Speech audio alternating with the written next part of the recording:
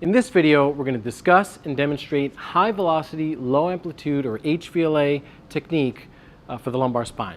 Some keys for HVLA before we begin. We want to remember that it's a direct treatment, so we're going to be positioning our dysfunctional segments into their restricted barrier. We're also going to be remembering the name of the technique, high velocity, low amplitude, which is a quick movement over a short distance. We don't need to make big movements in order to get the articulation that we're looking for. We're going to maximize our segmental movement by optimizing the specificity of our directed forces. So as I'm going through this technique, I'm going to be touching a few places on your back, on your pelvis, on your arms, and I'm going to be moving you around.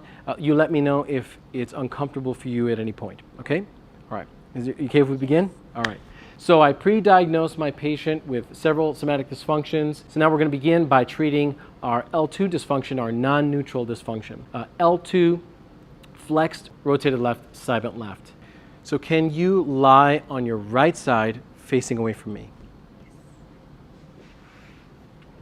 Good.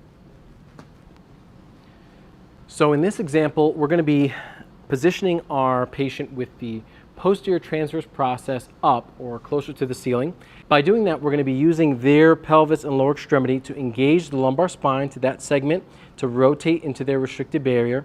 And then we're going to be using the torso to rotate the rest of their torso and lumbar spine into the opposite direction, further engaging the relative restricted barrier for the segment of interest. Really important, we're going to want to make sure that our table is at a good height so that when we're applying our thrust, we can relatively drop without causing too much strain on our own back. So I'm just going to lower it just a touch, and you can experiment with what height seems to be best for you. So now we also want to have our patient move a little bit closer to the edge of the table. So go ahead and move a little closer. Good, perfect.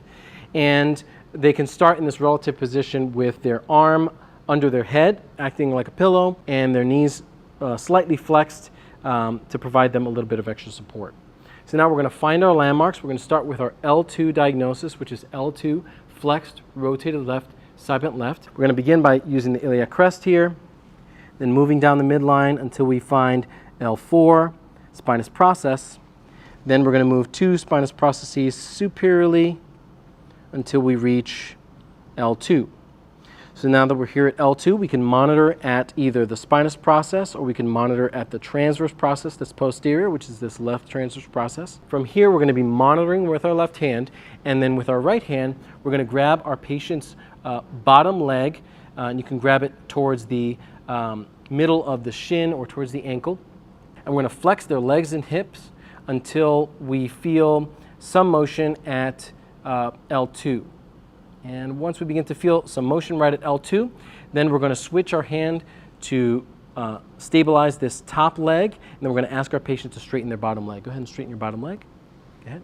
Good. So now that they've straightened that bottom leg, we want to maintain that bit of flexion with this top leg, and we want to tuck that foot behind their popliteal fossa on that other leg. So now here you have a choice if you want to stabilize with your thigh or if you just want to let it hang if they're balanced enough. And then you're going to go ahead and switch hands. Usually I like to make contact with the greater trochanter here, then switch hands so that now I'm monitoring with my right hand. So now I'm going to induce motion at the thorax and lumbar vertebra above that segment by rotating the torso. So go ahead and grab my elbow. Good. So then I'm going to grab their elbow. With this being a non-neutral segment, L2 flexed, rotated left, side bent left, I'm going to want to side bend to the right. So in order to side bend to the right, I'm going to drag that right shoulder inferiorly, so drag it towards me until I feel movement at that L2 segment. And then I'm going to position both arms on top of each other. Then I'm going to snake my arm under their arm. So just can you lift your arm slightly? And then this contact here will be into their axilla and their upper ribs on that side. Now I can switch again my monitoring hand, or I can monitor with both hands. And I'm going to release my contact if I've been making it with my thigh, and then induce rotation to the restricted barrier using the pelvis. So here, if my forearm is not posterior to the greater trochanter or to the SI joint, I can shift it so that I make good contact in the posterior pelvis here, and then I'm going to rotate until I feel tension right here at this segment to the restricted barrier. So now when I'm doing this, if I'm meeting my restricted barrier right here and my general force vector through my arm is still horizontal, what I can do is I can maintain this restricted barrier but roll my patient slightly towards me. So now that changes my force vector to be more inferior. That makes it a little bit easier to thrust. Now that I'm at this restricted barrier, I'm going to ask my patient to take a few breaths in and out, and as they exhale, I'm going to take up the slack until I meet the maximum restricted barrier, and then at that point I'll apply a quick but short thrust using my forearm down through the pelvis while stabilizing at this shoulder. In doing that, I'm going to be accentuating that twist right through the segment. So go ahead and take a breath in, and then out. And then here I'm taking up some slack.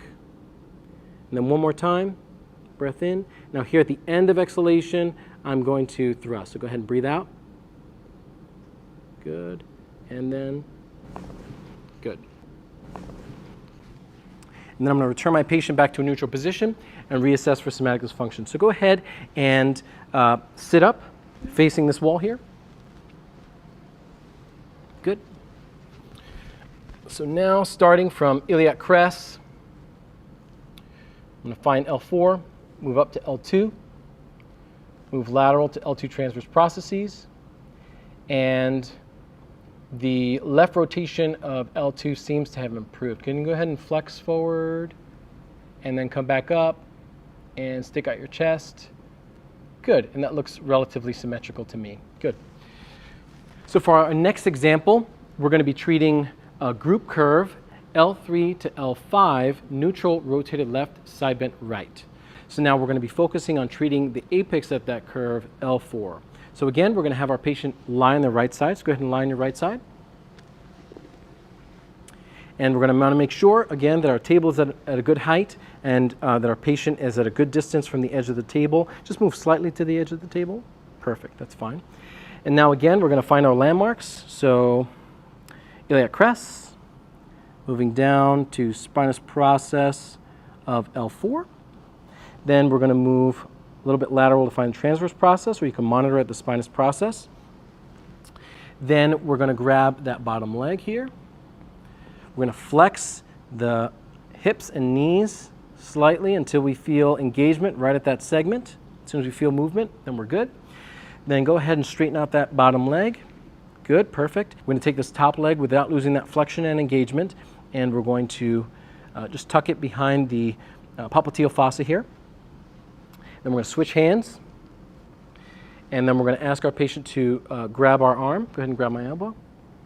So now here, because our dysfunction is L4 neutral rotated left, side bent right, we're going to want to side bend her to the barrier, which is side bending to the left. So we're going to accomplish that by stepping towards the head and lifting her shoulder up towards her head, which is going to induce relative side bending at our restricted segment to the left. Then we're going to take this arm. We're just going to place it right on their other arm, roll them back for stability, and then can you lift this arm just slightly? We're going to tuck our arm underneath their axilla, good, and on their upper ribs.